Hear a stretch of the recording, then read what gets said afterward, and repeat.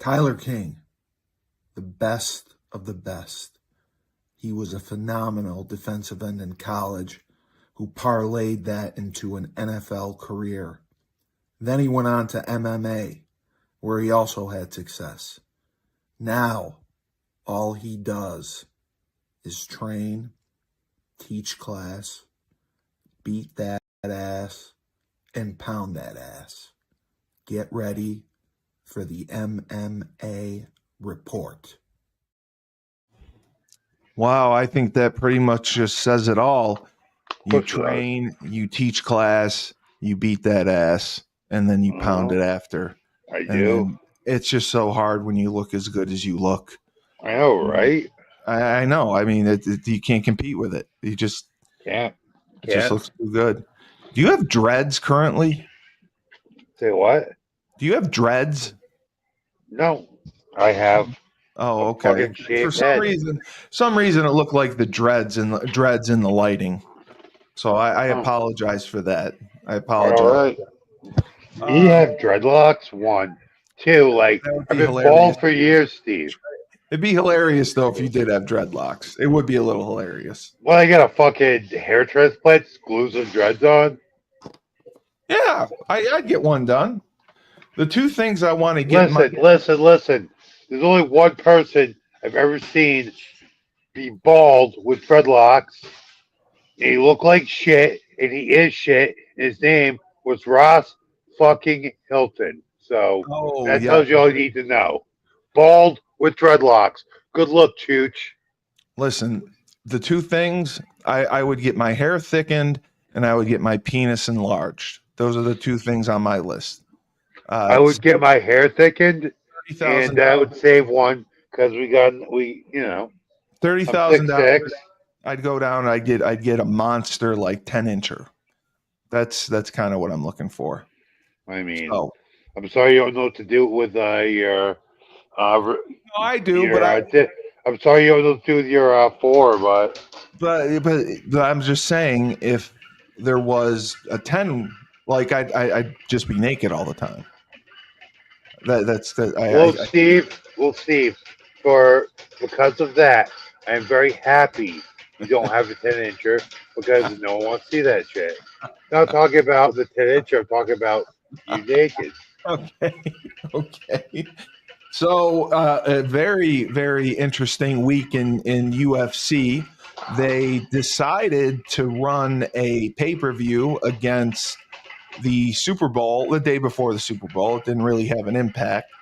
But before that, your friend Brett Okamoto decided to release his list of champions for each division. All, regardless of what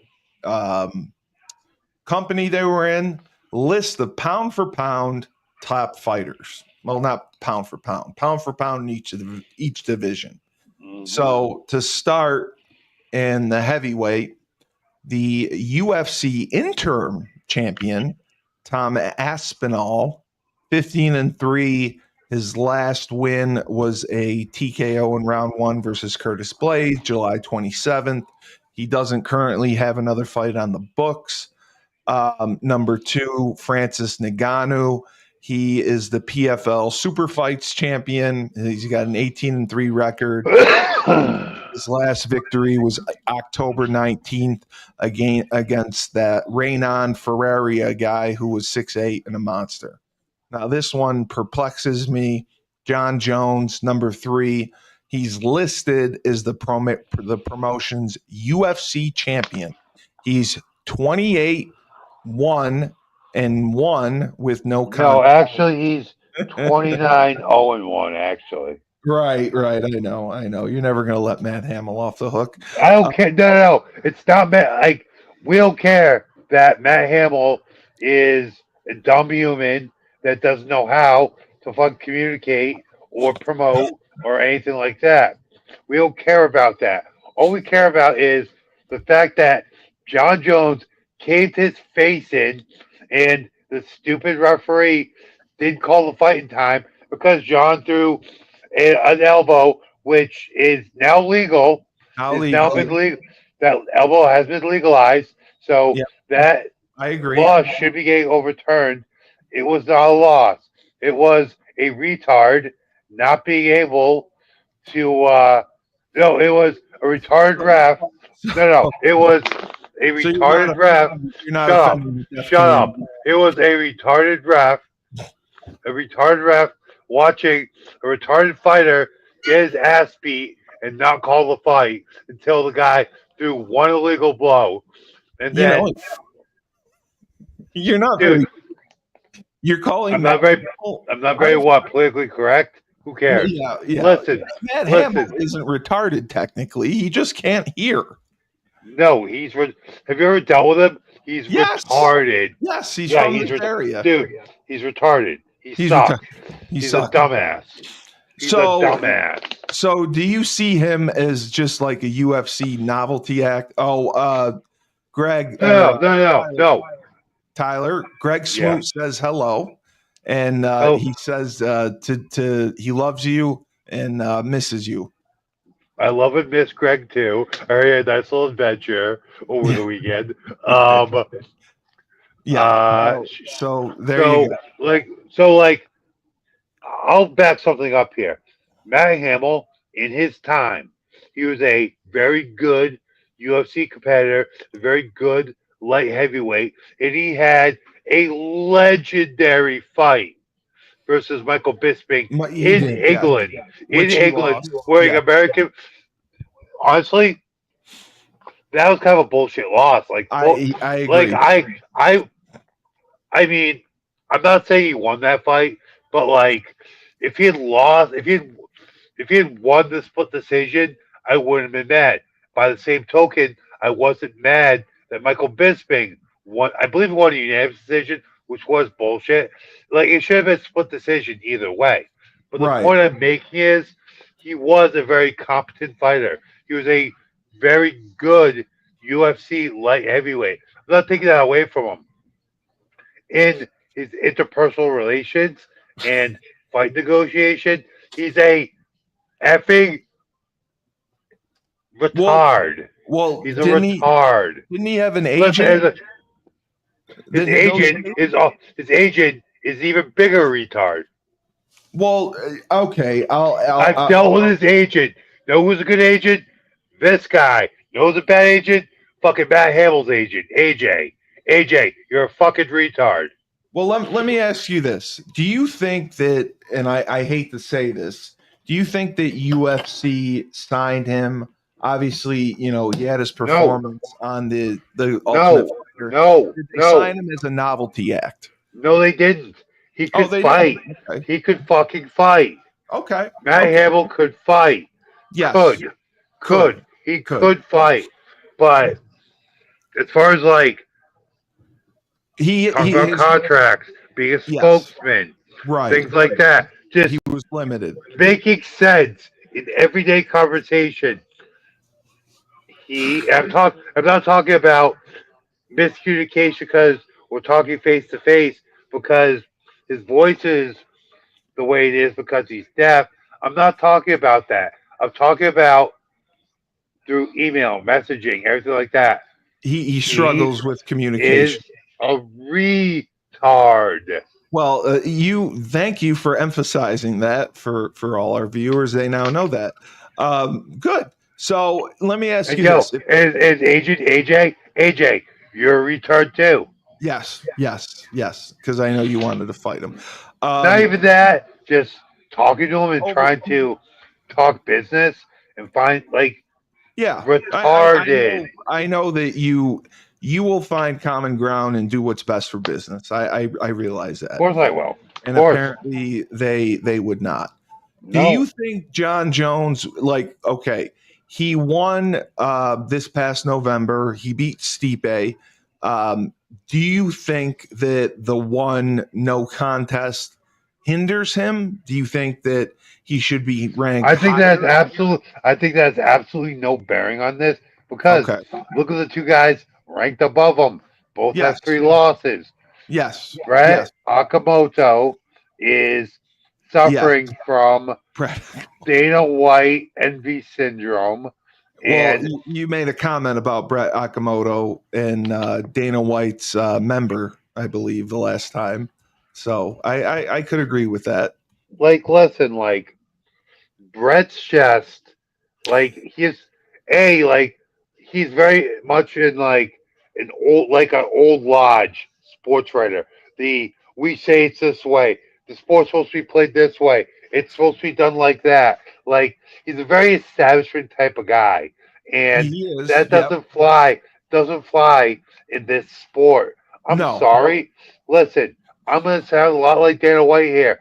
John Jones has never effing lost. He has never lost.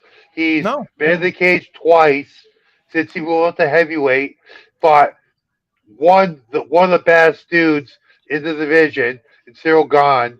Then he Yep. fought one of the best of all time at Stipe. heavyweight in Stipe Miocic, and both times he made it look Easy. easy. He did. Like Cyril Gahn looked like he didn't belong in there with him, and then he folded Stipe. Granted, Stipe is a little older now. Right. Stipe still fought very well. He can Yeah. still No, I fight his agree. ass off. He's still a savage. It was a And mismatch. John made it look easy. He did. John Jones is the best fighter to ever walk this earth, and Brett's So, ranking of him at yeah. Brett's ranking of him at It's third, Yeah. below a young interim champion and a guy who hadn't fought in like 2 years, except for two boxing matches and a layup of a fight. Just, I think Well, Brett's ranking at heavyweight there is, for lack of a better word, shameful. well, do you think also that the fact that there's not a ton of coverage, reporters who cover UFC has a lot, or MMA has a lot to do with it, because Brett is I would say considered the go-to guy for UFC or why? Like, for what MMA. are his credentials? Like, I don't even know Brett's credentials. So, like, I don't either. I just know that he's the only one that from ESPN, besides that Andreas Hale person, who covers UFC. I don't sounds know. like sounds like he was a right place, right time type of guy. And I know that you go to other sites and there's much better UFC coverage, much better MMA coverage. So I mean, MMA junking, MMA junkie, MMA yes, fighting, correct,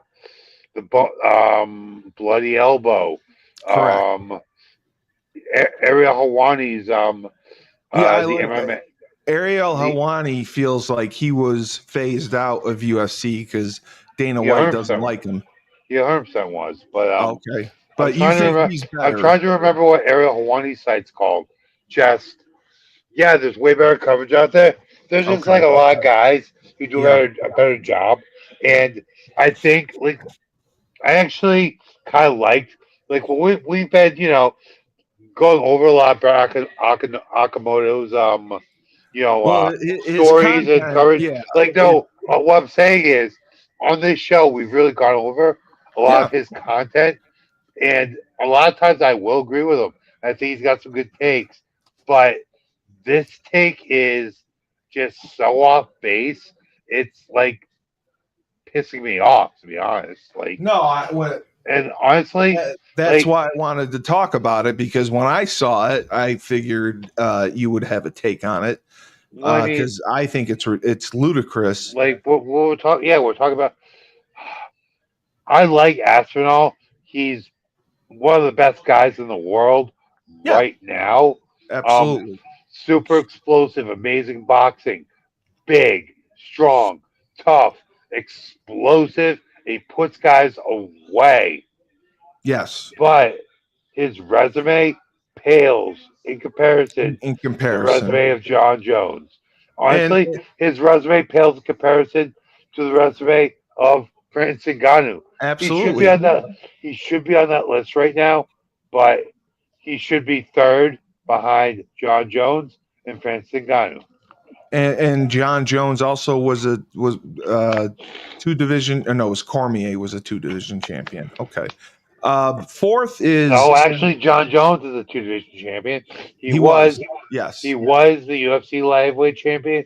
He is the current Heavyweight. UFC heavyweight champion. And they made him give up the light heavyweight championship. I remember that. Okay. Ranked fourth is who John Jones defeated also, Cyril Gain. He's 13-2. He last defeated Alexander Volkov December 7th, 2024. Do you see him? And that was a bullshit win. That was a bullshit It was win. a split decision. Yep, I agree. No. It was a. Do you remember the fight? I don't remember the fight. because I watch it. I watch Alexander Volkov. I watch Alexander Volkov bully Cyril Gane and beat the bag out of him for 3 rounds. There's no way he lost that fight. Yeah. No, I remember people being up in arms over the decision. And number 5 and 6, 5 is Curtis Blades. And his last fight, he was TKO'd by Aspinall in July. He's got a fight February 22nd versus Rizan Kuniv. So we'll see what he does there. But he's 18-5-1. And then Volkov is just seemed like a cyborg to me. He's 38-11. And again, his last loss was that split decision we talked about, the Cyril Gain. So honestly, we could skip the rest of the list. No, we are. I just wanted to see. So if you were to reorder this, John Jones would be at number 1. Would you have Aspinall at number 2 and Ngannou at 3, or would you keep Ngannou? I have Ngannou at 2, Aspinall at 3. Okay, you have Aspinall at 3, and then Gain, Blades, and Volkov. They are where they are. I'd probably put Blades ahead of Gain, but hey, whatever. Yeah. Okay. As we move on, the light heavyweight division,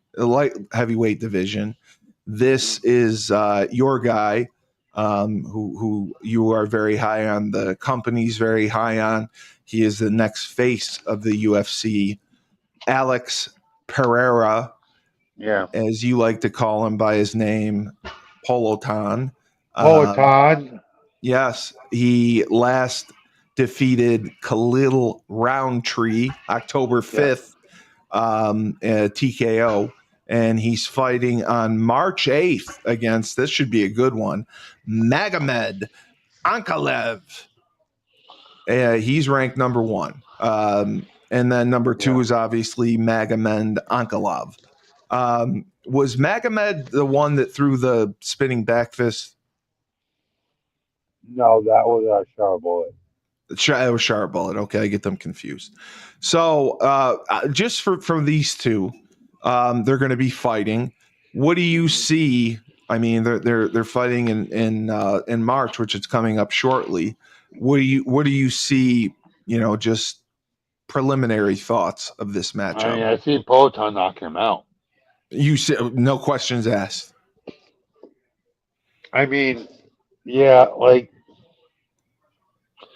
Ankalaev, I mean, he's just like he's good everywhere. He's not great at any one thing. Right. And Poatan has shown good takedown defense, otherworldly striking ability as far as accuracy, and otherworldly punching power. So right. I got you. I mean, Ankalaev, I mean, he's good. He's been winning, but he hasn't done anything impressive. He's never impressed me.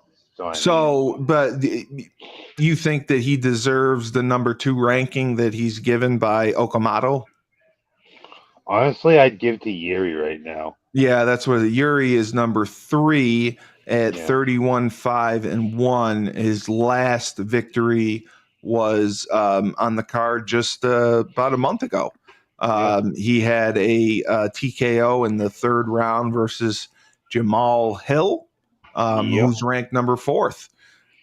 So again, what do you see there? You see him obviously moving up Jamal and Hill, getting the winner. Jamal Hill is a very good athlete who he kind of fell into MMA, and before Poatan knocked him out, then took the biggest piece of real estate ever in his head. He did. Yes. Like I, so a guy like Jamal Hill, fourth, yeah, this kind of like actually, yeah, I give him fourth, but he should fight Uncle honestly. Uncle gonna get Oh, worked. okay. Uncle gonna get worked By Hill or by or Pereira? You're by saying? Bahia. He'll get Okay. worked by Bahia. Okay. Then honestly, I just don't think a whole lot of Ankalev. So I Yeah. mean, he's gonna get knocked cold by Poatan, and Yeah. then that fight versus Jamal Hill, that's the fight to make because you can when one of them loses, you can get rid of a problem and cut them because That's what they do. honestly, That's what yeah, they do. They don't hold on to guys. nope, And now the middleweight is obviously your friend from South Africa, Duplessis, dude, we haven't even who talked about it yet. Honestly, we'll go over it later. But I just wanted to say he's ranked number one. oh yeah, Uh, he should Ka- be. Kazmat is Kazma ranked Shimaev.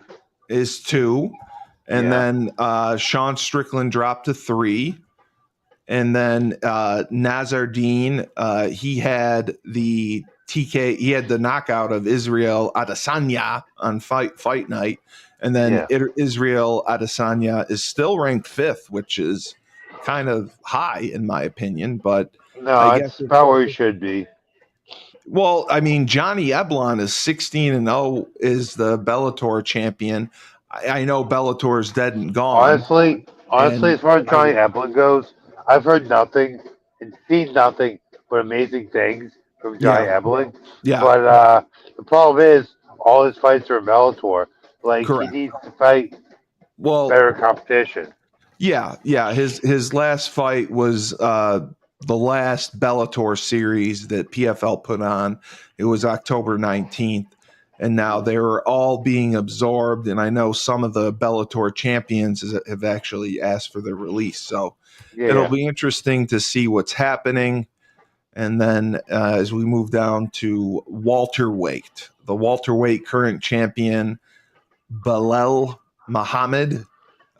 He's the UFC champion. He's the guy that beat Leon Edwards that you were talking about. Yep. Well, he beat him in July 27th.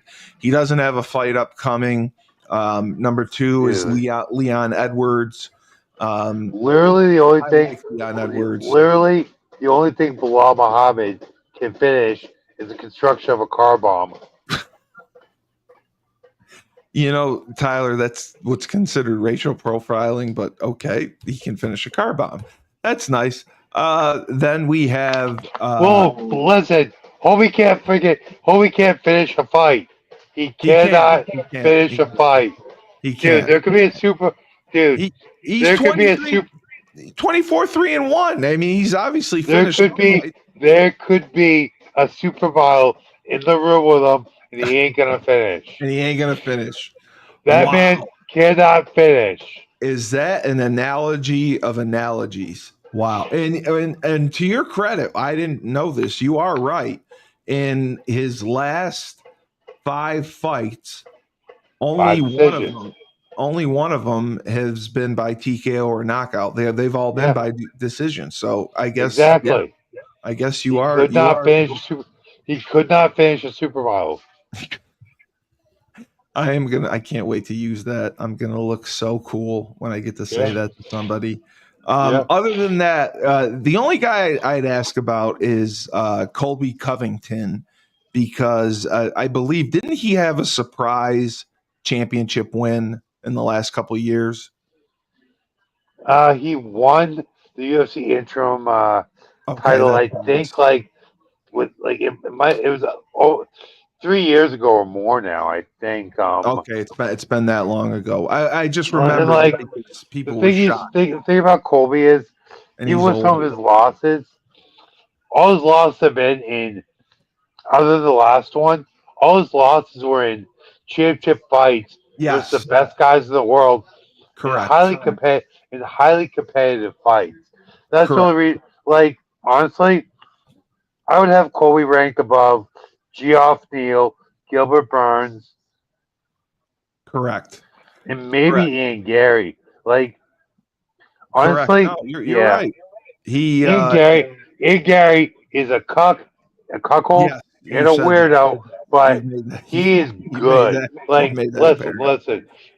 You say this about certain guys, like and they're weirdos and whatever. You Like got to be a no, weirdo to fight in I say it about MMA. Drickus too. Drickus, Drickus, weirdo. Well, Ian South Africa. Gary, You don't like the Ian South Gary, Africa. Ian Gary, weirdo. Weirdo. But Yeah. guess what? They can both fight their asses off, man. They're both like I hate the fact that they're both good, but they're good. Well, They're well, yeah, effing yeah. so good. Uh, Especially at Drickus. and Especially Drickus. Colby Covington lost to Kamari Usman. He beat Masvidal. He lost to Edwards, and then his loss to Buckley was the most recent one on UFC Fight Night. And Yeah, he's 36 years old, so I don't know how much gas he has left in the tank, but that's he fair. is still in the top 10, which I guess is impressive. Oh, So, lightweight, like I say, he's ranked pretty low. I would have put him at yeah, you would have I had him wouldn't high. put him at I mean, I probably would have put Imachal Gary at 6, Yeah, Joaquin Buckley at 7, and Colby at 8. right, right, and Yeah, that makes sense based on yeah. everything. So, lightweight, which seems like the deepest division You UFC got that has. right. You got that right, The sir. deepest, most talented division.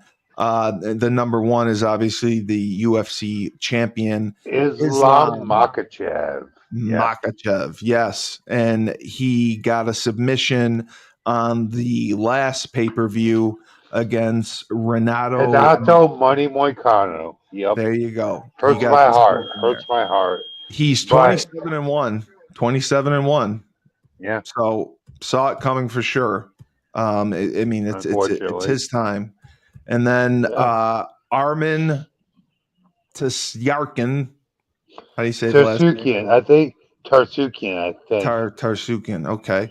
I He is think. 22 and 3, and his Yeah. last win was almost a year ago against Charles Charles Oliveira, Oliveira. Yeah. who I Yeah. like very much, and I think he's Yeah. very talented. Oh, And he then is. number 3 is obviously Charles. Yeah. 4 is Justin Gaethje. 5 is Gaethje. Poirier. Yep. Gaethje. 5 is Gaethje. Poirier. Justin is 25 and 5, and he took a loss against Max Holloway almost a year ago. His Yeah. next fight is March 8th against Dan Hooker, who I know you're a big fan of. Violent. That's a Yes. violent fight right there. 5 is Poirier. Yeah. He's 30 and 9 with one no contest, and his last loss was to Islam on June 1st, 2024. He does not have another fight scheduled. Hooker, we talked about, he's fighting on the 8th versus Gaethje. And Yep. then at the bottom, my man, poor Michael Chandler. Michael Chandler. I'll see you at the top. I'll see you at the top. He The lost. top. I'll What see do you you at the mean? top Yeah, of well, the welfare line. I'll see you he's at the going to get top. there. I'll So see you at the top. you I'll see think you at he's the in top. danger of getting cut? You think they'll cut him? They should. He's taken fights on short notice. He's had fights Cool. canceled on him. I Cool. don't think he deserves to be cut. He doesn't have another fight lined up. He's 23 and 9 overall, but he has a very poor record in the UFC. He lost a unanimous decision to Charles Yep. this past November. Did you think it was a unanimous decision? Do you think they got it right? Yeah, Charles Yeah, beat his ass. Charles beat his Charles ass. beat his ass. Yeah. So Chandler being, he's a little bit older. Do you think he's overrated? Yes, he's very overrated. Okay. He's And very overrated. Poirier and Gagey at 4 and 5. Do you think they're right where they should be, or they Yes, should be higher yeah, than I do. Ivan I Laveria? mean, I might put Poirier at 4 and Gaethje at 5, but Okay. yeah, they got that. They You would keep Charles at 3?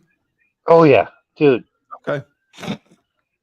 Like Okay. I mean, the only guy that's really thrown Charles a beating is Islam. Every other Uh, fight is always super competitive. Like the only guy that really threw him a beating was, like I said, Islam. So yeah, just quickly on this division, because it's another talented division in the UFC, the featherweight. yeah. The champion is Ilya Topuria. Six Taporia, six to Poirier. Poirier, he's 16-0, and he knocked out Max Holloway in the third round back in October. He doesn't have a fight scheduled on the coming up. Next uh-huh. is Alexander Volkanovski, who is I've just seen him. He's just a beast. But he lost to Ilya in February of 2024. Yep, So he hasn't yep. fought in a year. Max Holloway was the one who lost to Ilya most recently in October. And then from there, it's just nobody really impressive. What do you think of the top 4 they have here? I mean, Diego Lopez is the 4th. He's 26-6, and he Yeah, beat like Brian Ortega.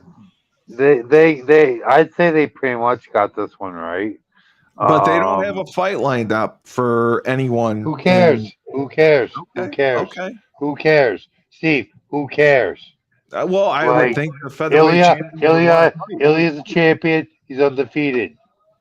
Alexander, he's one of the best in recent memory. He Former is, yeah. champion, great Yep. record, good He star hasn't fought in a power. year. Max Holloway, who cares, Steve? They I fought in a year. They still think fought in this. playoff. Who Yeah. cares? Then you Okay. got Max Holloway. Max Holloway, featherweight goat. That's all you But can say. He deserves Tyler, it. how do they? Up talking. Diego Lopez, absolute beast on Yeah. absolute tear. A lot of fights, great record, and he's gonna fight Brian Ortega. That fight's gonna be a barn burner. Now you may speak. How does a fighter survive a full year without a payday, without fighting? Well, I That's what I'm. mean, maybe he has other income. Maybe he has other income. Maybe He has he's other smart income. about his Okay. money. Maybe Okay. these guys are in the top 5 of their division. They're not getting 10-10. They're getting No. like No. Right. hundreds of thousands of dollars per fight. They make it last. So Plus, they can they have afford to do sponsors. it. They have other sponsorships. Like That a stay with lot of them times, all year. a lot of fighters will, and like I've been doing with some of my guys, getting them a partnership with a larger company that can pay them a larger amount so they can make Right. some money. That's Right. Right. just something I That's like smart. doing. Yeah. That is smart. That is smart. That is why we gotta hook you up with Robert Belcour. Robert Belcour loves you, and he does financial planning and management. Maybe he can do some financial planning for your fighters and get them all set up. Probably. So the men's bantamweight, um, Marab Marab is the guy Marab who, Dashvili. yeah, he's the Marab champion. Davashvili. He beat a Nurmagomedov on this past pay per view in Yep. January, and Yep. to win the belt. Then your favorite, Sean O'Malley, he's 18-1. He lost to Marab in September of this past year. Neither of them have a fight coming up. Then it is Peter Yan, 18-5. Vitor yeah. Yep, 18-5. He fought this past November and won. And then obviously it's the Nurmagomedov Umar. 18-1. His only loss was to Marab. So Yeah. in this division, do you think they got it right with the top Yeah, 5? they got it right. They got it right. No You can't complaints. no complaints. Can't really go anywhere else. Well, Henry Cejudo, he's sixth at 16-4. Was he the one who came out of retirement? Yes, he was. Okay. And Do you see him moving up? no, he got his ass kicked by Marab. I know he did, but Like, he's got a he got his fight on ass February kicked by 22nd. Marab. He did. He did. No, I know he did. Yeah. It was a good comeback story. And then they still have Jose Aldo. I didn't think he was still active. Well, no, he did fight in October. He did fight in October and lost by split decision to Mario Batista. Uh-huh. All right. So nobody really in the flyweight that I like. Let's take a look at the No. women. Everyone in the fight. We talk about Pantoja. Oh, okay. Pantoja's been super impressive. 29-5. He just Yep. took a dump on Caius Cara's face in his last fight. He shit on his Brandon, face. Okay. Brandon I like that. Royval, beast. Yep. Brandon Royval, 17-7. beast. 17-7. Yep. His last But win he was in October. also lost to Pantoja. Moreno, assassin baby, absolute Wow. beast, Well, beast. But again, 22-8. yeah, but he couldn't 22-8 and get 2. past Davis. Honestly, I mean, Davison Figueiredo is a bantamweight now, so like, you can't rank him. Okay. I got you. Can't rank him at flyweight, but I mean, he was he would have been like 2 or 3 if he's still fighting at 125. But they got this one right. They got this one right. So the interesting is the women's bantamweight. This is where I see the UFC maybe being a little deficient in women's fighters. The champion is Juliana Pena. She was the one. Juliana Pena. Was she the one who defeated Amanda Nunes? Yes, she was. She's the one who's trying to go to Amanda Nunes out of a fight to get her to come back out of retirement. But she won a split decision this past October over Raquel Pennington. Did you think that was legit, or it could have gone either way? That one could have went either way. Oh wow! Okay. But I gave it to Rocky though. Like it really could have went either way. But I give the slight edge to Rocky. Okay. By the way, Rocky is no, excuse me. That's Raquel Pennington. No, I gave the slight edge to Juliana. Excuse me. Yeah. Pennington is 16-9. She's second in the division. That's what's crazy. Someone with 9 losses being second. Kayla Harrison, I like her. She's 18-1. She good at pegging. She's good at pegging. She's good at judo. She's good. She's good at judo. She's good at pegging. Okay. Yeah. For those of us who don't know what pegging is on the show, just Google it and you'll find out. Yeah. Kayla Harrison's really good at it. Well, she's 18-1, and she doesn't have a fight coming up. And honestly, the one thing I'll say about Kayla, all joking aside, she's one of the few people that I've seen. Like she lost her undefeated record and came back stronger. Right. 100%. Yeah, 100%. She lost her undefeated record and came back stronger. Like she is a top level competitor, top level athlete, top level fighter. Like I might have put her at 2. I might put her at 2 over Raquel. Right. Because you typically don't see that when they lose and they come back stronger.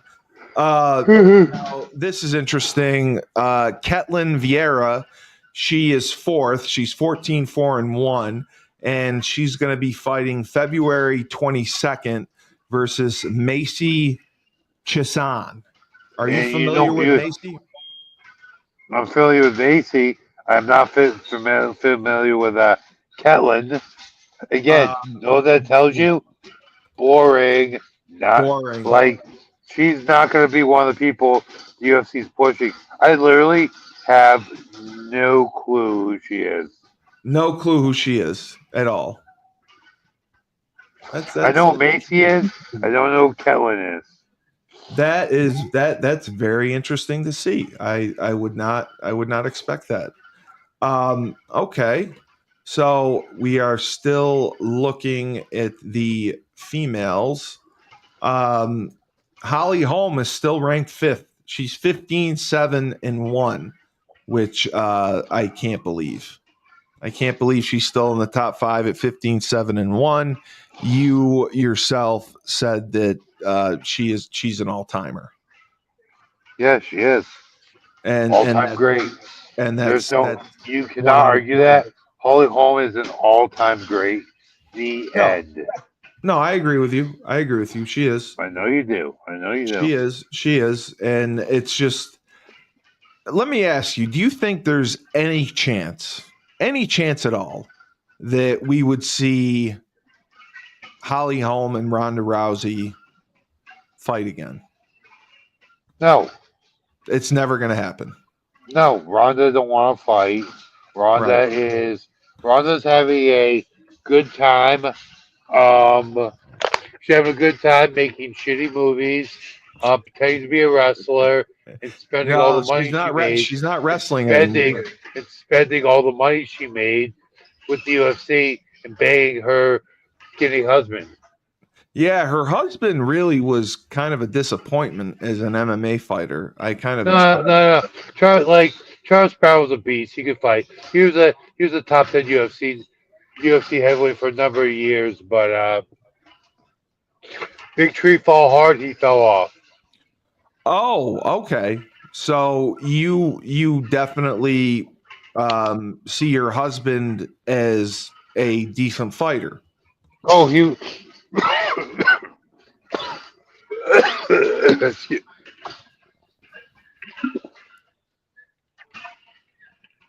That's what Excuse me, guys. Sorry about that. Yeah. No, Travis Brown. Brown could fight. Really? Travis Brown could fight. Like, I'll talk all the shit in the world. He's weird looking. He definitely lets his wife lead, which is just icky to me. But Travis Brown could fight, dude. Right. In my mind, Travis was a better fighter as far as like overall skill sets than his wife. Did Travis ever get any title fights? I don't recall him in any title fights. I think the highest his rank got was 3. I don't think he ever fought for the belt. Oh, okay. So we're gonna look at the women's flyweight quickly. Shevchenko. Let's go. Shevchenko is the champ, 24-1. She beat Alexa Grasso in September. She doesn't have a fight coming up. Grasso remains at number 2, 16-4-1. And then from there, the only other notable name is Dakota Dacheva, who I like, PFL champion, 14-0, and she defeated Talia Santos November 29th, 2024. I love Dakota. So let's look at this. Valentina, number 1. 1, babe. Number 2, fighter. Number 3, dangerous. Like, well-deserved ranking.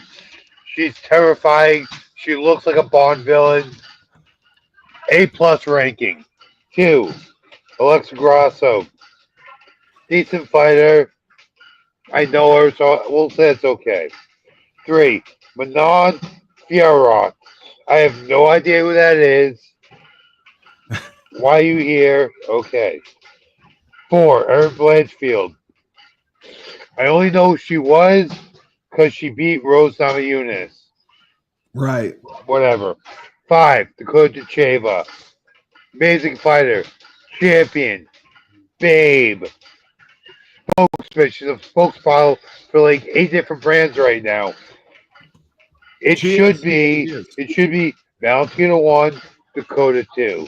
The end. I agree with you. I think Dakota is better than, the other fighters on the list, and she's getting punished for being in the PFL.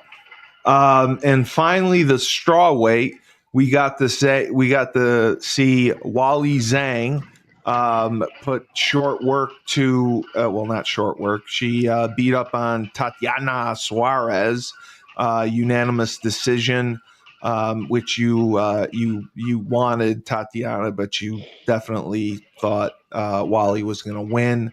Yeah, exactly. Verna Jendrova, I've never heard of. She's ranked number 2. She's 21-3. She submitted Amanda Lemos in July. Then Yan Exian, she's 18-4. She's ranked 3rd, and Amanda Lemos is 4th. This division is just really seems down in talent. So Okay, so I don't. What do you do? Because Wally Zhang, I mean, she is a true beast, and yeah, like she I don't see doesn't I don't have see anyone beating competition. Wall. I really don't see anyone beating Wally Zhang. Yeah, One thing, I agree. Amanda I agree with you. Lemos, Amanda Lemos. Unfortunately, she took an L in her last fight. Right. Tatiana, Tatiana definitely has some ability and star power.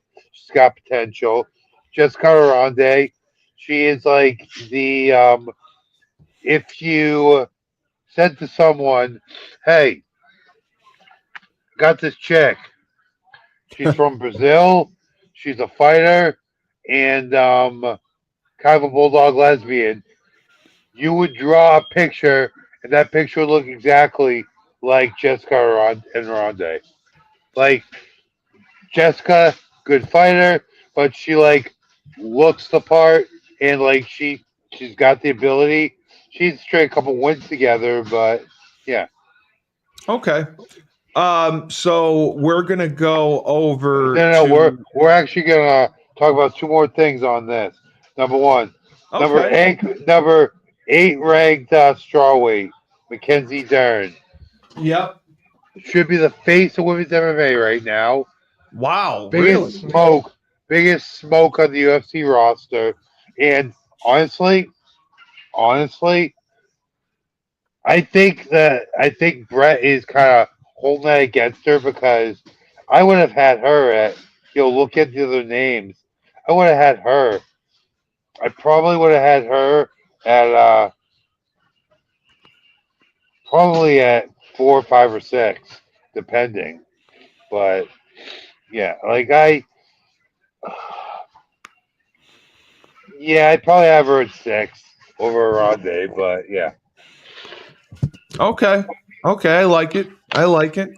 Now we're just gonna review the main card of UFC 312, yeah, because but that was an interesting card. The to say the matchup, least. yeah, the matchups were okay. I didn't like a couple of them. The start was your boy Jake Matthews versus Yep, Francisco Prado. yep. I believe you bet Prado. I thought you wanted to go with Prado, and he looked good coming in, but he did not get it done. He did not get it To done. say the least, he But did you not said get it Jake done. Matthews. But you said Jake Matthews was nobody's fool, and he was a beast. Yeah. The thing that I, threw me I off there was the amount of losses he had, but yeah, proved me wrong. right. So you didn't think it was close at any point. They got it right with the decision. Yeah, yeah, 100%, 100%. Okay. And Excuse me. then this was interesting to me. Um, Oh, the draw was yeah, this one the draw? Yeah, yeah. it was Jimmy Crute versus Rodolfo Bellato. Pilato, yeah. Bellato, yeah, you rarely see draws, so I was No, surprised. Did you just think this was a poor fight? no. I thought it was poor judging. Poor I judging? gave that. Okay, Oh, I gave this one Jimmy. Watching the fight, I gave this one Jimmy Cruz all day. Oh, I okay. think this is bad judging. This shows that it was bad judging by the judges in Australia. Right. Okay. So you blame the Australian judges. Okay. Yeah. All right. Well, then that takes us to your favorite fighter, Justin Tafa, versus Palestine Texteria, who I picked. I thought he was just an I'm assassin, not gonna lie to you, Steve. Like, and he was. And I, he was I, there's no link for Towson. Was he in the talented. look at his thing right now? Was he in the PFL before? Um, was he in the PFL before? Okay. I will definitely check that out. No, he was not. He was in LFA. He He looks exactly like the guy that he looks exactly like the guy that Francis took a dump on. Oh ran no, no, no. on. Was it him? No, no, it might not have been him. The guy that won the no, actually it Oh, was that won one of the series, the one of the yeah, championships. yeah, Okay, yeah. we'll go back and take. I have it mixed up with somebody, I but it don't was know who look. So LFA is. it was the height. It was the height of the tattoos. And I was like, he looks like a Well, guy from PFL. yeah, I thought that he was going to win for sure because of the height. No, And he won on Dana White's Contender Series. yeah. This was his first real fight in the UFC. So I Okay, thought I it remember was this good for him. conversation. Yeah. Well, it's dude, And you Justin said they Toff, put Tafa on the dude, card Justin Taffa has to a get. habit of that. Justin Yeah, Taffa gets a brand new guy from Contender Series and gets knocked the f out. that's what you said. Like, dude, this is the second time it's happened. My Yeah, boy well, Jorgen the Castro, he's dude, 75, dude. my guy Jorgen the Castro sent Justin Taffa into the netherworld with a step back fucking right cross, walk Yes, off knockout. cough Justin knockout. Taffa was asleep, face down on the canvas, and he got busted up again. Look, God bless you, Justin Taffa. Good on you for having a nice little run in the UFC. Well, But you said they just put him on the card because he was a local. You think they because it was no, in like he Australia? can fight. He's a decent fighter. But He's seven and yes, five.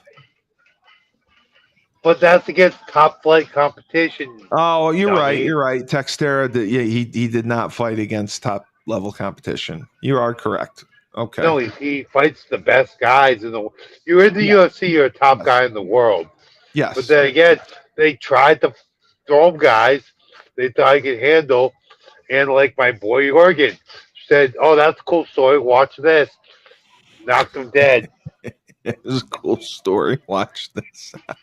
Taliesin Texera. Taliesin was like, "Oh, you're the local guy. Oh, you think you're gonna beat me up because I was on Contender Series? Okay, watch this." Yeah, And he beat him. nice It wasn't elbow. a knockout. It was almost worse because knowing Jorgen, how big and strong he is, how hard he hits. I'm like, yeah, Jorgen can knock anyone dead. You know, that can happen to a lot of people. But then you get two or 3 years later, get the same kind of soft. What's supposed to be a Yeah. softball, then you Yeah. get manhandled and beat down. I Yeah, mean, that's embarrassing. That's tough to yeah, no come back kidding. from.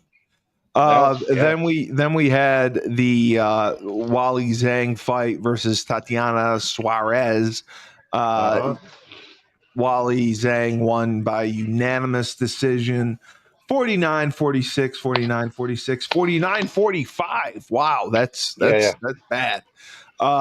Did you think it was complete total domination Yeah, by it was. Like, she is a beast. Like Wally she's is just, intimidating. dude, she's so tough. She's so good. Like, Yeah. not Yes, really I a whole, agree. not really a whole lot you can say. I mean, No, Wally's just, she's that much better of a fighter than her opponent. It just was. It looked like it was a complete. Tatiana was overmatched the entire I mean, fight. I see Wally fight. I'm trying to remember who I saw her fight in Boston, but What I was it? mean- The one I asked you about? It was Jordana, where she had the hematoma on her head, the size of a pear. No. Because I thought you said you were No. at that. Okay. I might have been at that. I But forget. you remember the I've fight seen. I'm talking about. Oh yeah, the Because it got fight of the year, I believe. It got fight of the year, I believe. It was way back in 2020, but I just remember it because I never had seen. Yeah, I thought it was this lady, Joanna Jerd. Chuck. Yeah, I thought it was there. I thought it was her, because they fought. Is it Z? Is Yeah. it Z-A? Is it Z-A-N-G or Z-E-N-G? It is CZYK. Joanna Jerd. No. Walee's last name, jackass. Oh, WEWEILI. Zang. Is it Zang? Yeah. Zang. Is it Z-E or Z-A? Oh, it's ZHA.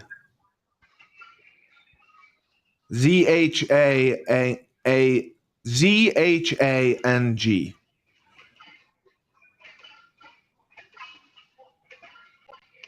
All right, so So I've I seen think Wally. it is true because it was March 7th, 2020 was the No. fight. I saw Wally fight Amanda Lemos. Okay. So yeah, the fight I'm talking about is March 7th, 2020, Israel Adesanya versus Romero. And I remember it because this was the co-main event and she was just a beast. And Yeah. the main event, Romero did absolutely nothing. And Dana White was disgusted by it. So that's why I bring it up. Exactly. So yeah, she was just overmatched. It was a bad matchup, and she took care of business. And it's Very interesting much because so. Very there's much so. there's no competition lying in wait for her. So the main event of the show was your boy Duplessis versus Sean Strickland. What were your thoughts on this matchup? Yeah, that's a long sigh. With that being said, so certain fighters, they're douchebags. They suck. In some cases, they're even cucks. In the case of They're Machado cucks. Gary. Yeah, they're So cucks. long story short, guys like Machado Gary and Drickus Duplessis, they suck. They're fucking weirdos, but they're fucking good. Thank you for that quote. My boy Raul, want to give him a shout out, but like, Machado Gary, Drickus Duplessis, fucking weirdos, but goddamn, they can fight. They're good, and So he did I think impress you. he super impressed me. Like Sean had, I think Sean's coach Eric. I think it's Eric Nelson. I forget, but he's the head coach at Extreme Couture. He and Luke Rockhold had a great commentary on. Yeah, by the way, I remembered. Ariel's show's called the MMA Hour. He and the website's called MMA Fighting. But Luke said it best. He said, you say you're this guy, you say to the death, okay, bite down your mouthpiece, went in there, throw for the fucking fences. And Sean never did that. Sean never said, okay, but and Drickus broke Sean's nose, so I mean, you have to look at that, and that's going to be a factor. But if you're Sean Strickland and you say you're that guy to the death, you throw caution to win, and you just get in there and you throw, you either knock him out or you get knocked out. Is what it is. And Sean never did that. So going back, I think Eric Paul. I think Eric Paulson's name. I forget his name. Forget his last name. But he said he's disappointed, Sean. Um, Sean's comments after say he was disappointed. Luke Rockhold, stop acting like you're that guy if you're not really that guy. And I think there's something to be said for that. If you're not backing up your crazy words in the octagon, you're kind of getting exposed, kind of shows. And make no mistake, I still think Sean Strickland is top of the division, one of the top 185 pounders in the world. But Yeah. dude, Drickus just has some of that it as No, far as he being a does. fighter. I don't think as far as personality goes, he's no goddamn Tyler King. He doesn't have that it factor the way I do as far as personality goes. But he just, dude, he can fight his ass off. He's unorthodox. He moves weird, and he's a douchebag, and I hate him. But that freaking colonizing Well, douchebag you South still African, respect him in the he can building as fucking a fighter. fight. Yeah. He You can still respect fight. him as a fighter. Yeah. Yeah. Oh yeah. I Like have it's to ask you absurd. this too. Okay. Yeah. Strickland, in a lengthy video posted on social media, he felt compelled to respond to his trainer, Nixick, who questioned his motivation. Yeah. For, Eric Nixick. That's what I was talking about. And yeah. yeah, I Do, like I just do, said. yeah. Yes, I tend to agree. Like You think that his motivation wasn't there because you said the guy is a little off. When he's on, he's on. When he's not, he's not. yeah, very much so. Do you think that he should fire the guy? Do I think he should what? Sean Strickland is firing this coach. If I think that's if it's that serious or falling out, and like Sean is that butthurt about it, yeah, well. it's probably the Did right you move. see what was said? Yeah, I mean, Underwhelming I didn't and sit down, sleepwalking. I did sit down watch the entire interview, but I caught a lot of it. Yeah, Um, I think if so your Eric, trainer no. says So Eric is such a respected coach and just right, a respected guy in the MMA world. What this really looks like to me is the coach who's seen and done it all.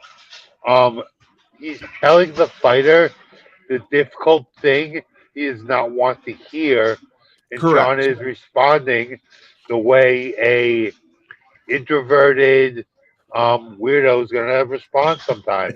And make no mistake, we're fighters. We're all kind of weirdos, but Sean Strickland is.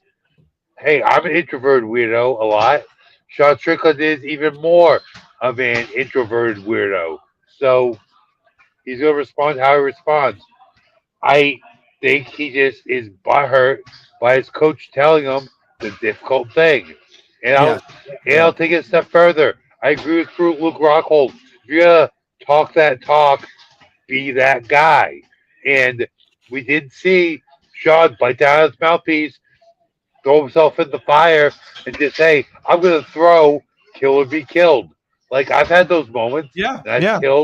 I've killed, and I've been killed. You But go I out on your could shield, as you but say. yeah, I could look myself in the mirror and say, yeah, I fucked up. Can't believe I fucked up like that.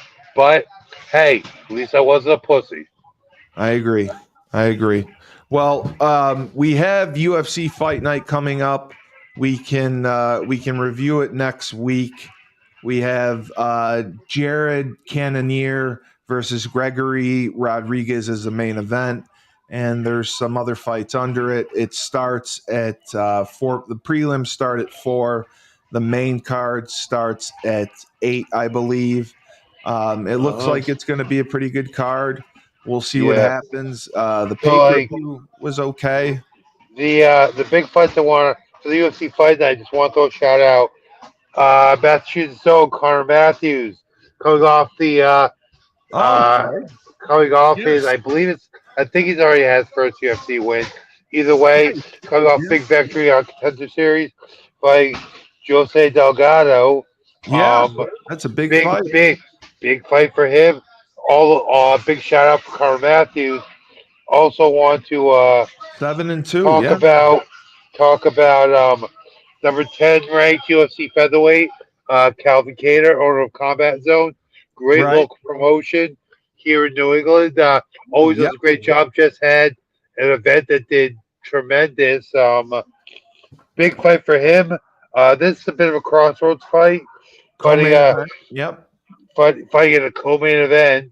Yet another top of the card for our boy Calvin Cater, fighting the guy out of Morocco, the Moroccan Devil, Youssef Zalal. Um, I really see this. I feel like this will be a big win for Calvin Cater. Get him back on track as he heads into he's getting a little older, headed towards the end of his career, but still very highly ranked. He wins this fight, he's right back in the title picture. Should So be a good show. I think that is exactly what will happen. All right. I have to mention our sponsors at the Finch firm, Peter Finch, attorney Peter Finch. He's located in Bridgeport, Connecticut. You suffered any type of personal injury, a slip and fall, a construction beam hit you at a site, your mother-in-law tries to run you over with your car, the Finch firm is for you. You can go to their website at http:// thefinchfirm.com. And if you're ever in a pinch, call Finch. You will hear from him coming up next. Then we have Dynamic Human Performance, owned and operated by Andre Dixon, a 5,000 square foot state-of-the-art training facility. He works with boys and girls of all ages. He works with all sports. It doesn't matter what sport you play. He has sent boys and girls, men and women, on scholarship to Division I schools. You will hear from him coming up next. And then finally, we have the man of the hour, Julius Williams, a.k.a. Julius Trenches, runs the Trench Mob. Trench Mob! Yes, the Trench Mob in Decatur, Georgia. They train offensive and defensive linemen. We had our first podcast last week, the Trench Mob podcast, where he features some of his top prospects. Last week, we saw some of the young stars that he has coming up. That was a fun podcast. And Yeah. based on any coach that doesn't try to send, if you're local to Julius, you don't try to send your linemen to the trench mob, you're doing your linemen a disservice. You do your team a disservice because your offensive defensive line will go and work with the trench mob and come back with a whole bunch of new moves, new understanding. You'll be getting a much better overall player back than you sent over. So, any of these coaches trying to hate on the trench mob of Julius Williams, you're doing your players a service. Send your linemen to Julius Williams, and your line play will pick up, to say the least. 100%. 100%. He's located in Decatur, Georgia. He takes kids from Atlanta and all around. They do 5 versus 5 competition, which is 1-on-1 for each lineman. They have 6-minute rounds. You have 4 seconds to get to the quarterback. Julius is incredible. He teaches everything from the ground up. And they also have Anthony Smith, safety at Syracuse, played 6 years in the NFL, who's part of the group. Coach Jordan works with the offensive linemen. He's done a fantastic job with the offensive line and watching their players, evaluating their talent. They have several kids already who are sophomores and juniors with Division I scholarship offers. So what I say to you, if you want your kid to go to college for free, play at the highest level, Division I, and possibly get some NIL money, you go to Julius Williams and the Trench Mob. You go to Andre Dixon and his facility and work with him. Andre Dixon, legendary running back at UConn, they get results. It's not something talked about. They have proven track records of sending kids to Division I schools on scholarships. So to not send them there, I truly believe you are neglecting your son to see just how talented he could really be. Because if they have potential, Andre Dixon, Julius Williams, Coach Jordan, Anthony Smith, and the rest of the Trench Mob crew, they will get them there. So that is Steve? Tyler and I's rant on them. Steve, I've never seen you man crush on anybody other than Hulk Hogan. Dude, The way you man crush on Anthony Smith. Anthony Smith played at Syracuse, played professionally for 6 years. He's a good dude. And like I said, I have never seen you man crush I'm not harder on anyone other than Hulk Hogan than you did on Anthony Smith. All I'm saying is they run a great group. They get guys better. They get results. Yeah, they do. And I love evaluating their talent. Anthony Smith is your second man crush. Yes. Behind Hulk Hogan, just ahead of number 3, Tyler King. Yes, there you go. And number 4, Ouya Sunday, and then I think 5's Greg Smoot. So there you go. All 5 in a row. There you go. Do you know a Brandon Samuels? Brandon Samuels says, "What's up?" But in our comments. Yes, I do not know Brandon. I do not know Brandon Samuels. I don't think he says, "What's up?" Okay, I saw that. Thank you for watching our show. For Tyler King, Crown Sports and Entertainment.